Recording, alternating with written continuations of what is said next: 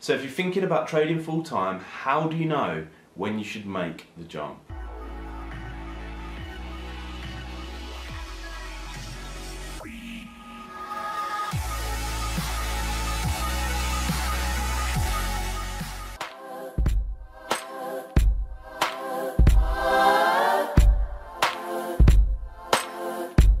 So thanks for the question there, Simon. It's a good one. It's one that probably a lot of people have thought about over time. A lot of people might like to do at some point in time, and it was a big decision when I made that decision all that time ago.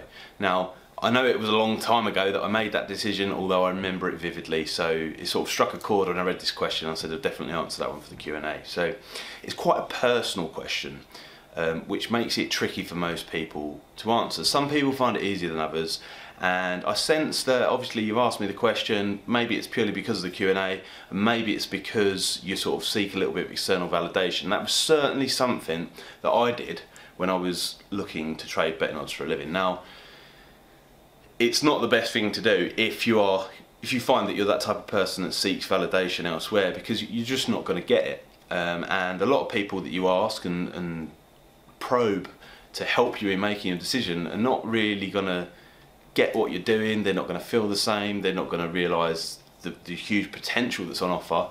And a lot of the time people have got negative views about betting in general, so the chances are you're not going to get the response you want.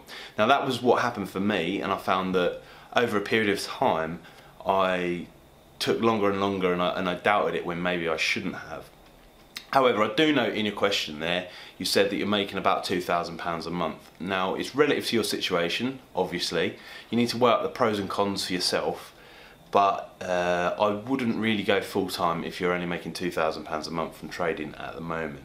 Obviously, if that's £2,000 a month just trading a Saturday once a week, or if that's £2,000 a month trading sort of a Tuesday and a Wednesday evening card on the all-weather or something like that, then that's a little bit different. So it's hard to gauge because you haven't said any question there. But I think, in fact, I remember when I first went full-time, it was very nerve-wracking. I'd been earning sort of north of £3,000 a month at least on the evenings and weekends, and I wasn't sure about it at all. And in the first month, I didn't have the best month. It was a February, I believe.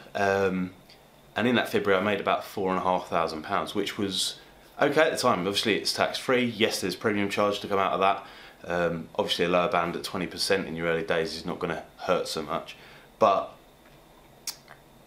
I was a bit worried having only made £4,500. Now, everyone's got a different tolerance for risk, a different amount of liabilities that they need to fill each month, dependents, all that kind of stuff. So you just need to weigh it up for yourself, really. But what I would say is make sure you've got good overhead on what you need to live versus what you're earning from trading the markets, and a nice little buffer for, you know, if things should go wrong. 3 months is probably not enough. You probably want about 6 months worth of wages sort of stockpiled in the bank, cash, and no other expenses if you're going to make that leap. That's what I would say anyway. And you might get that advice completely different from elsewhere, and it depends. If your trading results are still growing and you're finding month from month you're making more, then you might feel a little bit more confident. So it's completely down to you, although I wouldn't go full-time unless you're earning sort of around about £4,000 a month, but that's dependent on the kind of liabilities that I had when I went full-time.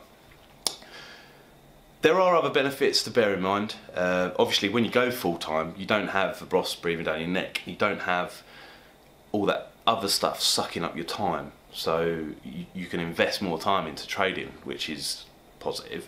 The freedom allowed may actually benefit you in the sense that you can learn more about the markets, more about environments, limitations, characteristics of what you're trading, and adapt your strategy basically. So, I mean, there's a huge upside in going full-time in the fact that you have the extra time, and obviously the comfort and maybe a bit of extra money if you know, results are growing like that. But I think overall you have to just weigh up the cons more than anything. You have to weigh up the negatives, the potential places it could go wrong, and it's just like when you're trading, you need to manage your risk. So in making that decision, you need to manage your risk over a longer period of time. So if you've got a mortgage, you've obviously got to pay it. And also, while I'm on that note, if you haven't got a mortgage, trust me, if you're trading alone and that's your sole income, you're not going to get one.